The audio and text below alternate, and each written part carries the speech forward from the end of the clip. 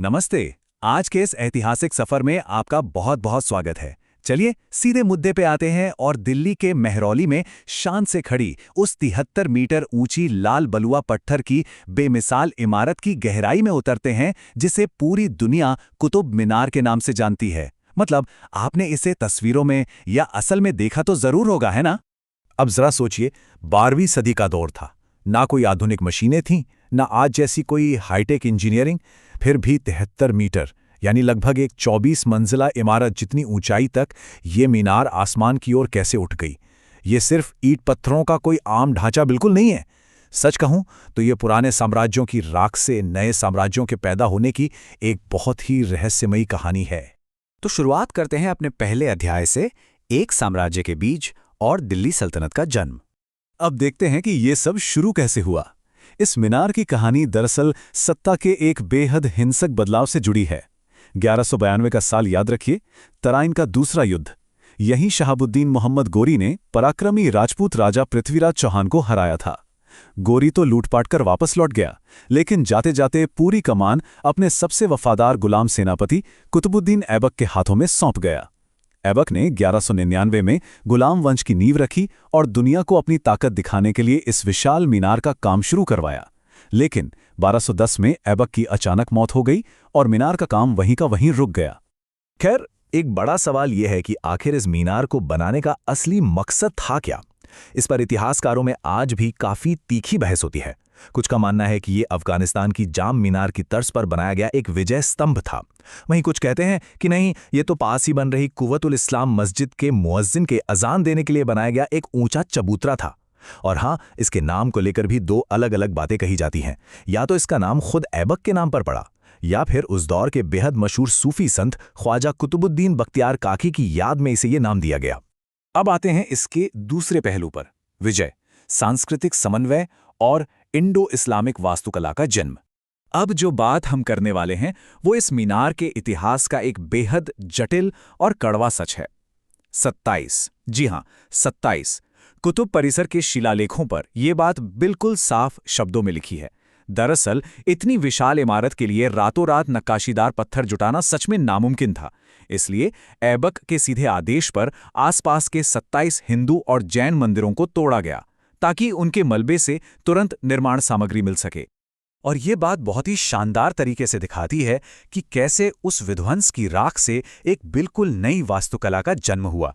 एक तरफ नए शासकों की इस्लामिक सोच थी, जैसे बड़े बड़े विजय स्तंभ, कुरान की आयतों वाली कैलीग्राफी और मेहराब, और दूसरी तरफ थे हमारे भारतीय कारीगर।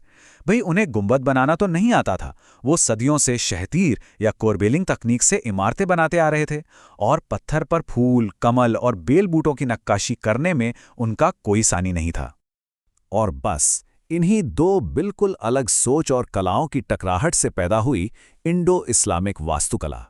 हमारे भारतीय कारीगरों ने अरबी आयतों को तो बड़ी खूबसूरती से तराशा ही, लेकिन साथ ही अपने चिरपरिचित अंदाज में उसमें कमल और फूल पत्तियां भी उकेड़ दी।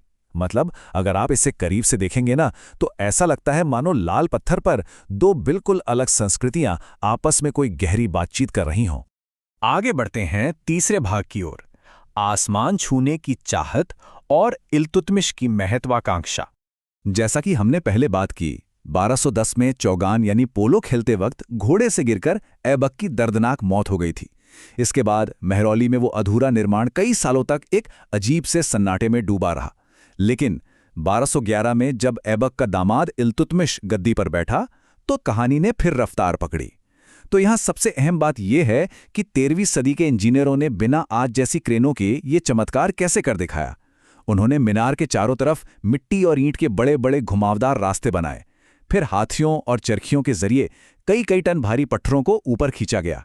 और सबसे कमाल की बात, इन पत्थरों को जोड़ने के लिए चूना, सुर्खी, गुड़ और दालों से बना एक खास ऑर्गेनिक गारा इस्तेमाल हुआ। इसी गारे ने इस मीनार को आज तक भूकंप के झटकों से बचाकर रखा है। इस मीनार के डिजाइन में ना एक गजब की लय और ज्यामिति है। इसके बेस यानी निचले हिस्से की चौड़ाई लगभग 47 हाथ है, जो ऊपर जाते जाते एकदम पतली हो जाती है।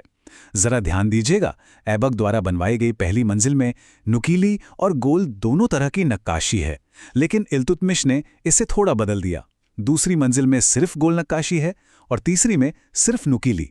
इसके छज्जों को अगर आप नीचे से देखेंगे तो वो बिल्कुल मधुमक्खी के छत्ते या खिले हुए कमल जैसे लगते हैं। और हाँ, इस पूरी मीनार के अंदर 379 सीढ़ियों का एक बेहद रहस्यमयी और रोमांचक सफर भी छिपा हुआ है। चलिए अब आते हैं भाग 4 पर, प्रकृति के कहर से बचना, बिजली, भूकंप और मीनार की गजब की सहनशीलता।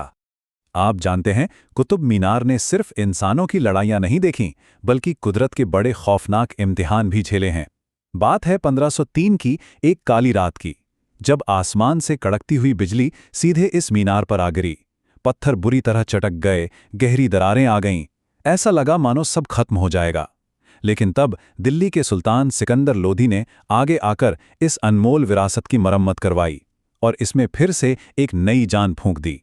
पर कुदरत का कहर यहीं नहीं रुका। 1803 की सितंबर की एक सुबह उत्तर भारत में एक ऐसा विनाशकारी भूकंप आया जिसने मथुरा से लेकर दिल्ली तक सचमुच धरती फाड़ कर रख दी। इस झटके से मीनार की मजबूत दीवारें तक हिल गईं और सबसे दुखद बात यह रही कि फिरोज शाह तुगलक ने मीनार के सबसे ऊपर जो एक बेहद खूबसूरत नक्काशीदार छतरी बनवाई थी, वो टूटकर बिल्कुल चकनाचूर हो गई। और इसके बाद शुरू होता है हमारा 5वां हिस्सा, अंग्रेजों की भूल और एक बिल्कुल बेमेल ताज। अब यहाँ जो बात सबसे दिलचस्प है वो ये कि इतिहास के पन्नों में वास्तुकला की एक बड़ी ही हास्यास्पद भूल भी दर्ज है। हुआ यूं कि 1828 में मेजर रॉबर्ट स्मिथ नाम के एक अंग्रेज अफसर को मीनार की मरम्मत का जिम्मा सौंपा गया। भाई साहब ने मीनार को मजबूती तो दे दी, लेकिन अपनी तरफ से सबसे ऊपर एक बिल्कुल नई छतरी ठोक दी। दिक्कत यह थी कि वो छतरी किसी राजपूत महल या हिंदू मंडप जैसी दिखती थी। मतलब इंडो इस्लामिक वास्तुकला से उसका दूर दूर तक कोई लेना देना ही नहीं था। अब जाहिर है इस बेमेल ताज की इतनी भयानक आलोचना हुई कि पूछिए मत। आखिरकार 1848 में लॉर्ड हार्डिंग को बीच बचाव करना पड़ा और उन्होंने इस मूर्खतापूर्ण भूल को हटाने का फरमान जारी कर दिया। उस छतरी को वहां से उतार दिया गया। आज भी अगर आप कुतुब परिसर में जाएंगे ना, तो घास के मैदान में आपको ये अनाथ छतरी जमीन पर बैठी हुई मिल जाएगी, जो उस दौर की एक बेहद दिलचस्प ऐतिहासिक भूल की गवाही देती है। चलिए अब रुख करते हैं अपने आखिरी पड़ाव की ओर, अजूबों का परिसर, धैर्य बनाम अहंकार। ये पूरी जगह यकीन मानिए सिर्फ कुतुब मीनार तक सीमित नहीं है। ये तो समय का एक खुला म्यूजियम है और यहाँ दो बिल्कुल उल्टी चीजें एक साथ मौजूद हैं। एक तरफ है 4वीं सदी का हमारा वो जादुई लौह स्तंभ, जो 1600 सालों से धूप बारिश सर्दी सहकर भी बिना एक रत्ती जंग लगे शान से खड़ा है, जो विज्ञान का एक करिश्मा है। और दूसरी तरफ है 14वीं सदी की अलाई मीनार। अलाउद्दीन खिलजी इसे कुतुब मीनार से भी 2 गुना ऊंचा बनाना चाहता था, लेकिन उसकी मौत हो गई और वो मीनार आज बस एक अधूरा ढांचा बनकर रह गई है। इंसान के हद से ज्यादा गुरूर के टूटने का एक बहुत बड़ा प्रतीक। बिल्कुल सही कहा गया है कि ये मीनार बदलते युगों, सुल्तानों के उठने गिरने और प्रकृति के थपेड़ों की एक मूक गवाह है। शाम के वक्त जब वहां पीली रोशनी चलती है और हवा में सूफी संगीत गूंजता है, तो इसके लाल पत्थर बिल्कुल सोने की तरह चमकने लगते हैं। ये सिर्फ पत्थरों का कोई ढेर नहीं है, बल्कि 2 महान संस्कृतियों के बेमिसाल मिलन का एक जीता जागता सबूत है। और आखिर में मैं आपको एक ऐसे सवाल के साथ छोड़ना चाहता हूं जो सच में सोचने पर मजबूर कर देता है। आज से 800 साल बाद हमारे आज के आधुनिक स्मारक हमारे इस वर्तमान युग के बारे में क्या गवाही देंगे?